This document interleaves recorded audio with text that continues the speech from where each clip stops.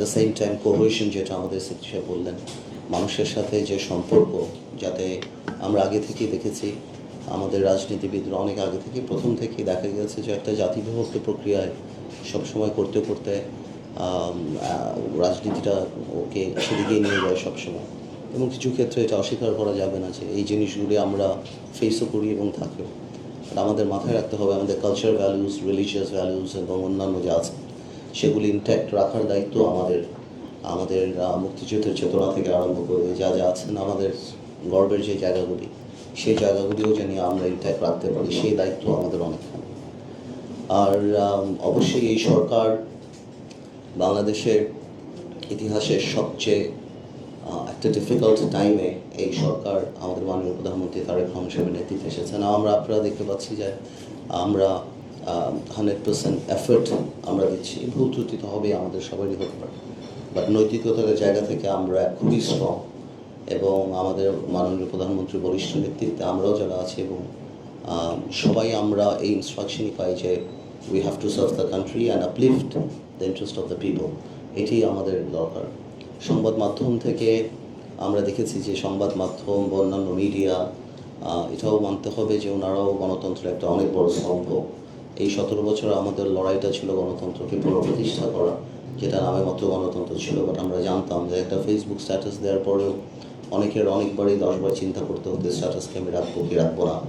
সেটা সংবাদ মাধ্যমের মধ্যেও ছিল, বাট তারপরও স্বীকার করতেই হবে যে সংবাদ মাধ্যম গত 17 বছরও সেই ধরনের আপনার কন্ট্রোলিং নেচার এবং কথায় কথায় সেই সময় বলা যে টেলিভিশনের লাইসেন্স কারা দিয়েছে, কাদের কথা বলতে হবে সেই যে মনে করিয়ে দেওয়া, হাত বেঁধে দেওয়া সাংবাদিকদের। তার মধ্যে থেকেও আমরা যতগুলি খবর পেয়েছি, আমরা যা যা খবর পেয়েছি সরকারের বা সব কিছু যে দ্য ওয়ে দে ফেইল্ড ওই সময় আর কি, বা যে অ্যাট্রসিটি বা যে অত্যাচার বা যেভাবে গণতন্ত্রের বন্ধ করা হয়েছিল, অন্যান্য যা যাই আছেন সংবাদ মাধ্যমের মাধ্যমেই কিন্তু আমরা জানতে পেরেছি। তো সুতরাং আমাদের এই জুলাই আন্দোলনে কোনোভাবেও সংবাদ মাধ্যম বা যারা যারা আছেন তাদের ভূমিকাকে খাটো করে দেখার কোনো সুযোগই নেই সব দিক থেকে।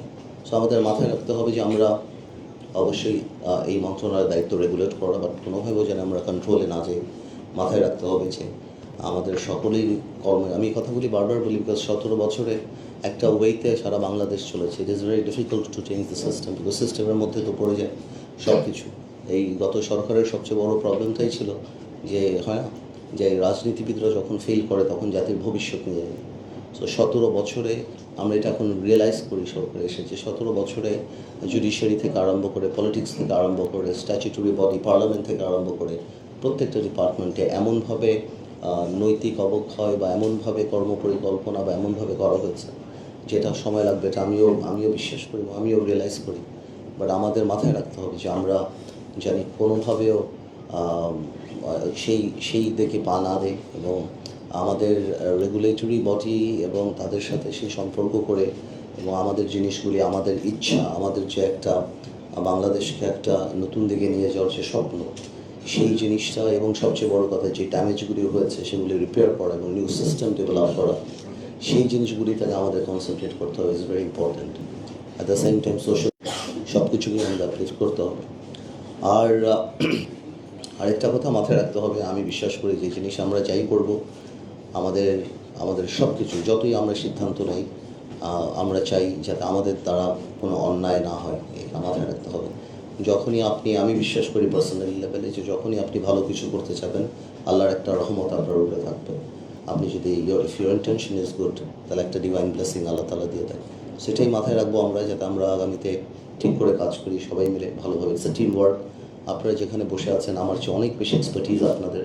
আমি হয়তো রাজনীতিতে অনেক বেশি বা অনেক অভিজ্ঞ না বলে বলবো যে অনেক সময় আমি করেছি, বাট এই জায়গাগুলিতে আপনারা আমাদের চেয়ে কীভাবে পরিচালনা করা হয় ব্যুরোক্রেটিক যে কাজগুলি, আপনারা আমাদের চেয়ে অনেক বেশি এক্সপার্ট। কারণ আমাদের কাজটা হলো to mitigate the harshness sometimes bureaucratic সিদ্ধান্ত এবং জনগণের কাছে এটাকে পৌঁছে দেওয়া এবং জনগণকে আপলিফ্ট করা, তাদের ইন্টারেস্ট প্রোটেক্ট করা এবং তাদের জানার একটা রাইট আছে যে আমরা কী করছি, ওনারা আমাদেরকে ভোট দিয়েছে এবং সেটাকেই জনগণের কাছে পৌঁছে দেওয়া। ঠিক আছে, আজকে আর বেশি কিছু বলবো না। আপনারা দোয়া করবেন, ইনশাল্লাহ আমরা সবাই একসাথে কাজ করবো সামনের দিকে এবং একটা সুন্দর বাংলাদেশ গড়বো ইনশাআল্লাহ। আসসালামু আলাইকুম। প্রশ্ন আজকে কি করবেন? আমরা তো ইন্টারনাল মিটিং করছি আমরা, হ্যাঁ তাই না?